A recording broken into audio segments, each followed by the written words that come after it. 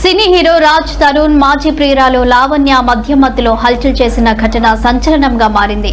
సంగారెడ్డి జిల్లా మల్కాపూర్ మండలం మల్లెపల్లి వద్ద ఈ ఘటన చోటు చేసుకుంది. మద్యం సేవించి కారు నడుపుతూ వెళ్తున్న లావణ్య బైక్ పై వెళ్తున్న వ్యక్తిని ఢీకొట్టినట్లు సమాచారం.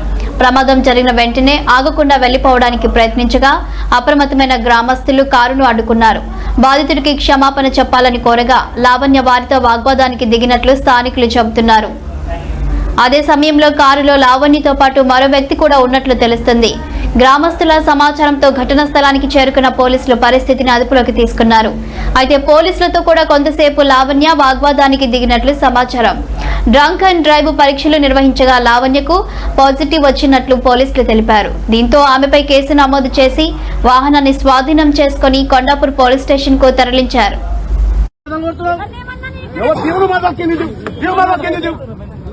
నోరు మూసుకొని కూర్చో. నువ్వు ఆడదానం నోరు మూసుకో. మోగడం అయితే గుద్దవాళ్ళు తలగొట్టుకుంటాం అనుకుంటాను. ఆడదానం అయిపోయినావు. మేము సార్ తింటున్నావు.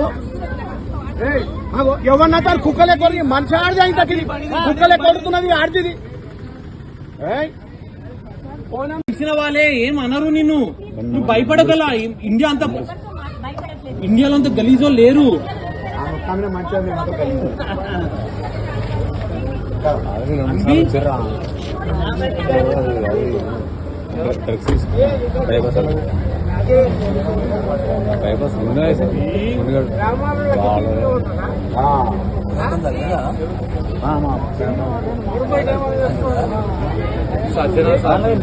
మొన్ననే 5 చచ్చిపోయింది. 2-3 4 నెలలు కూడా